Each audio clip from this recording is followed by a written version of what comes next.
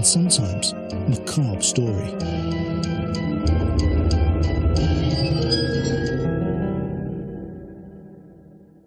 The German writer Goethe said, "There is no such thing as poison. It all depends on the dose." Poisons have featured in many murder cases, and for the committed poisoner, history has shown that there is always a vast range of materials at hand. Arsenic used to be one of the most widely available poisons. For the prospective poisoner, few substances could match it. It looks so harmless, like flour or sugar, and its virtual lack of taste means it's easy to disguise in food or drink. In 1922, the British public were enthralled as medical experts explored the powers of arsenic in a case that showed in gruesome detail the poison's fatal strength. Hay-on-Wye is a beautiful town near the Welsh border, a place now famous for its wonderful bookshops and annual literary festival. But to the people of Hay, the name Herbert Rose Armstrong is as well known today as it was all those years ago when Hay-on-Wye was famous as the home of a poisoner. It was a complete shock to find out that he was involved with anything involving murder or poisoning. He was an ex-army officer in the First World War. He was a man of high esteem in Hay. It's still very much in a lot of the older people's mind that he was innocent. The story began in 1921. Major Armstrong ran a solicitor's practice in the centre of town, a small, well-mannered man. He had recently lost his wife and had not long returned home from a much-needed restful holiday. But things weren't running smoothly for Major Armstrong. For many years, he and another solicitor, Robert Griffiths, had enjoyed a good working relationship, and between them, they had taken care of all the local business. But after Griffiths' death, his young and ambitious partner, Oswald Martin, took over the practice. But though they worked just a few yards away from each other across the street, relations between the two solicitors were distinctly cool. Where Armstrong represented local gentry and property vendors, Martin tended to take on farmers and tenants, and soon the two were in dispute over a property matter. But just when tensions were running high, Armstrong invited Martin to his house for tea. Scones were prepared for his guest. Armstrong himself handed round the scones, and was later said by Martin to have muttered, "Excuse fingers." Work wasn't discussed. Shortly after Oswald Martin returned home, he was struck down with sickness and diarrhoea. He was seriously ill. Martin's father-in-law happened to own the local chemist shop. He was immediately suspicious about Oswald's sudden illness coming on so soon after having tea with Armstrong. Then he remembered. Armstrong had recently bought a quantity of arsenic from him. Could the two things be connected? Oswald and his father-in-law called in the local doctor, Tom Hinks, and told him of their suspicions about arsenic poisoning. Because arsenic is mainly excreted from the body through the kidneys, the doctor eventually agreed that a sample of Oswald Martin's urine should be sent for analysis. It tested positive for arsenic. The family now remembered a mysterious box of chocolates being sent to Martin through the post, which had made one of their guests ill in a similar manner to Martin. When the chocolates were examined, 2 were found to contain arsenic. Unaware that any of this had been going on, Armstrong was sending Martin more invitations to tea, but the police had been alerted, and the accusations against Armstrong were being investigated. One policeman was said to have been posted at the top of the clock tower in the centre of Hay to spy on Armstrong as he went about his business. On New Year's Eve 1921, Armstrong was arrested at his office. He was charged with the attempted murder of Oswald Martin. Having spent the night in the police cells, Armstrong was escorted to the little courthouse in Hay, where he had officiated for many years as the clerk. Now, he was in the dock, and matters quickly became worse. On the back of the attempted murder charge, the prosecution now also accused Armstrong of the murder of his wife, Catherine, by arsenic. There are 4 main reasons why arsenic was chosen by people to poison other people. First of all, arsenic is a very toxic compound, and therefore only a small amount of the compound is required to produce the symptoms on the victim. Secondly, the symptoms do in fact mimic a natural disease, a disease such as gastritis. Thirdly, arsenic has little or no taste. And fourthly, arsenic was in fact quite freely available around this time. The case against Armstrong was that he had slowly poisoned Catherine. The prosecution suggested that he'd wanted to escape from his marriage. Now, it was rumoured that shortly after her death, he'd had affairs with several women whilst on holiday, and as soon as he got back, he proposed marriage to another. I think he had a clear motive to want to eliminate Catherine. She was an overbearing person from all accounts. She henpecked him, and she also publicly humiliated him, which must have been very difficult to bear. She would chastise him in front of the servants and the children at home at mealtimes for being late. And on one famous occasion, she appeared in Hay when he was in a tennis match with some friends, declaring to all and sundry that he should come home because it was his bath night. So one can imagine that sort of built up over a period of time, and he might have formed some sort of resentment towards her, and possibly that tipped over into something which was a stronger feeling. The prosecutors revealed to the court that when Armstrong was arrested, he tried to hide a packet of white arsenic while emptying his pockets. The jury were also reminded that white arsenic had been found in the chocolate sent anonymously to Martin. Poisoners are a very particular breed. The nature of poisoning is such that murderer and victim usually know each other, an intimacy essential to the poisoner.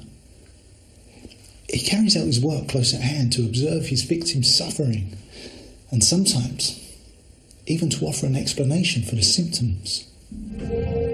Catherine Armstrong had experienced weight loss, diarrhoea, sickness, loss of hair, and a blotching of the skin, all symptoms that could be attributed to arsenic poisoning. Catherine had a history of ill health. She had also suffered from mental illness, and shortly before her death, she was for a time committed to an asylum.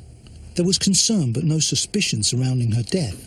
Dr. Tom Hicks, who had signed the death certificate, had given the cause of death as gastritis.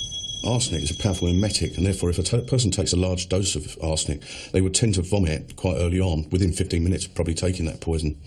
If a person was going to poison another person with arsenic to cause death, it's likely that the person would administer small amounts of the drug over a period of time. In that way, the person becomes tolerant to the emetic effects of arsenic. Therefore, nearer the time of their death, a large dose will be given, and because they become tolerant to the emetic effects, they won't vomit. The drug or the poison will be absorbed into the body and have the effect. With the cause of death now in question, an exhumation order was issued, and the body of Catherine Armstrong was unearthed 10 months after it had been laid to rest. The Home Office pathologist, Dr. Bernard Spilsbury, was brought in to carry out the post-mortem. The first clue that arsenic may have been the cause of her death was evident the moment the coffin was opened. Her body was remarkably preserved, hardly changed from the time of her burial, and arsenic, of course, has preservative qualities. When tested, a total of 208 milligrams of arsenic were found in Catherine Armstrong's remains. She was full of it. In the 1920s, the detection of arsenic in biological fluids would be carried out with the use of hot acids and oxidising materials. This would have the effect of concentrating the arsenic into a solution. That solution would then be tested by using a test known as the Marsh test. The person carrying out the test would need to be an extremely skilled and proficient scientist in order to get an accurate result. In light of modern toxicology, and given the complexities of the Marsh test, the accuracy of these results has now been thrown into question. However, Armstrong's possession of arsenic went strongly against him. A large amount was found in his desk, as well as the small packet that was found on him. Armstrong protested his innocence. He claimed that he had bought arsenic from the chemist Fred Davis to kill weeds. Though he described the mixtures he had prepared for weed killing, on questioning, his gardener stated that though Major Armstrong would potter in the garden, he had never been involved in weeding. Catherine's will also became central to the murder case. She had made it the summer before her death. An earlier will had left Armstrong a small annuity, but in this second will, he was now the sole beneficiary.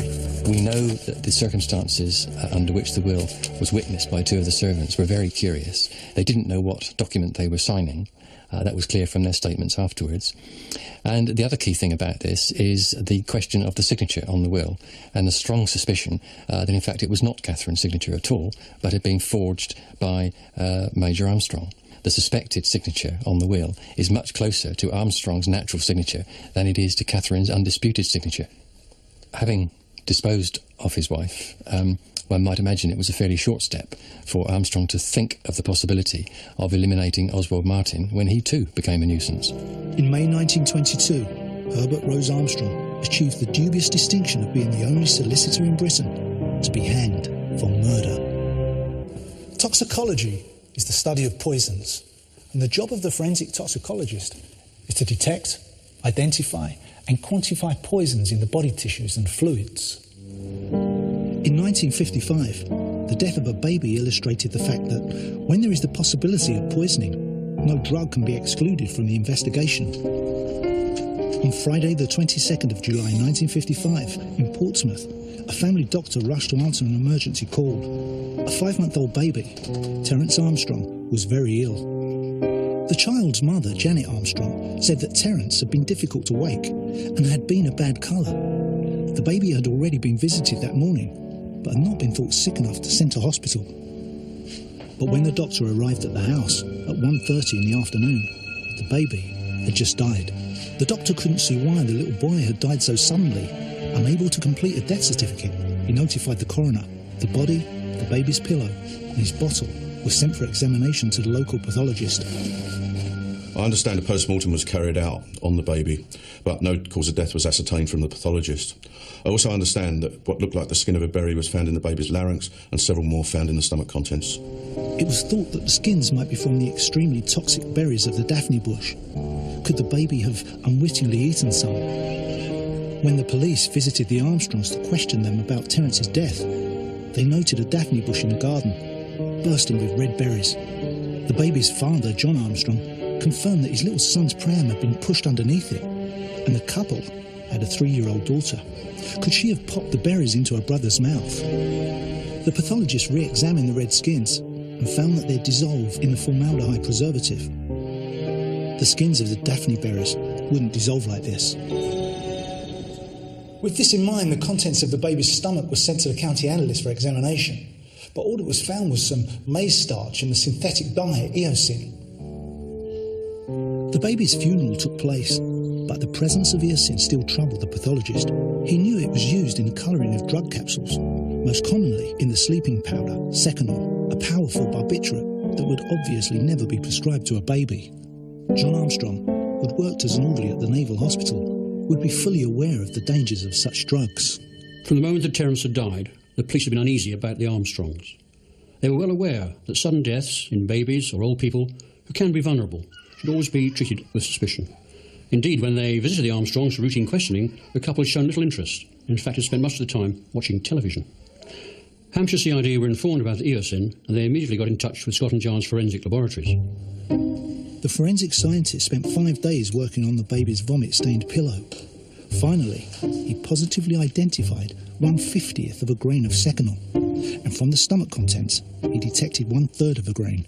The police visited the Armstrongs to ask if they'd ever had Seconal in the house. They both said no. They also questioned hospitals about the medical supplies and learnt that 50 Seconal capsules had been stolen from the Royal Naval Hospital in February that year, 5 months before the baby's death.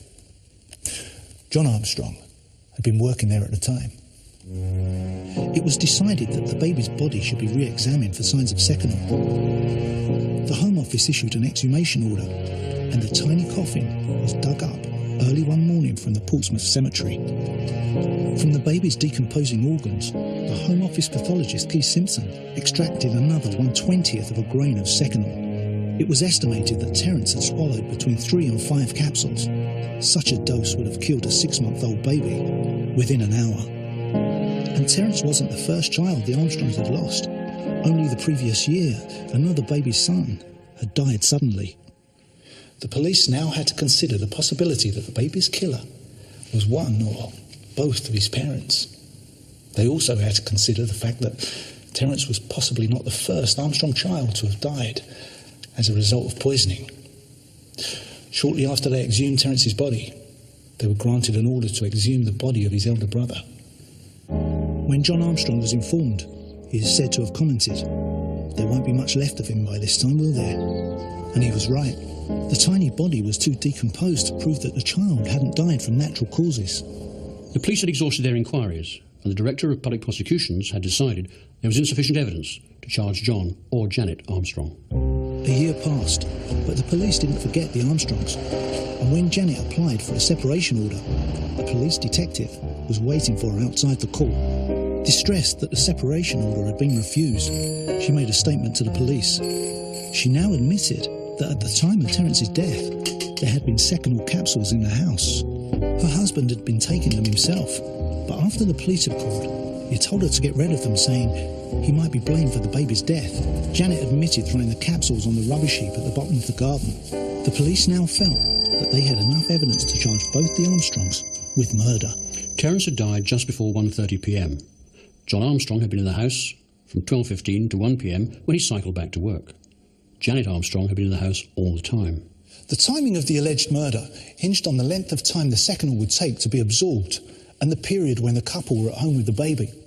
The pathologist, Keith Simpson, knew the defence would focus on it and checked and rechecked his findings. Simpson realised that the capsules taken from the Navy Hospital were of a new sort, of methylcellulose and not made of gelatin as previously. And he found that it would take at least 20 minutes more for these new capsules to dissolve, and then further 20 minutes before they were fully absorbed. Nevertheless, this increase in time still put Armstrong in the picture. John Armstrong admitted taking the seconal from the Navy Hospital, but added as soon as he had asked Janet to dispose of the remains of them, she had said that she'd already done it. Janet denied this and changed her earlier statement. She now said that the baby hadn't been that poorly before John had come home for lunch, and that it was not until 12:45 that his condition had become worse. During that time, she said that she had been in the kitchen cooking and hadn't looked in on the baby. Theirs became what is known as a cutthroat defence, each of them represented by a different barrister, each accusing the other of the crime. The judge reminded the jury that they didn't have to convict both of them, and when they returned their verdict, only John Armstrong was found guilty. Janet was free. He was sentenced to death. Dramatically, just 48 hours before he was due to be executed, John Armstrong's sentence was changed to life imprisonment. But there was one final twist. Knowing that she couldn't be charged twice for the same crime, Janet Armstrong now admitted giving her baby a single seconal capsule on the morning of his death. Her confession was national news and caused the Home Secretary to reconsider the case. He ruled that one seconal capsule was not a lethal dose, but her latest admission did not exonerate John Armstrong. Now, there's a saying about the dark figure of crime. That's the number of crimes that are simply not recognised as being crimes. Were it not for the hard work and a spot of luck, both Armstrong cases could well have been lost within that dark figure.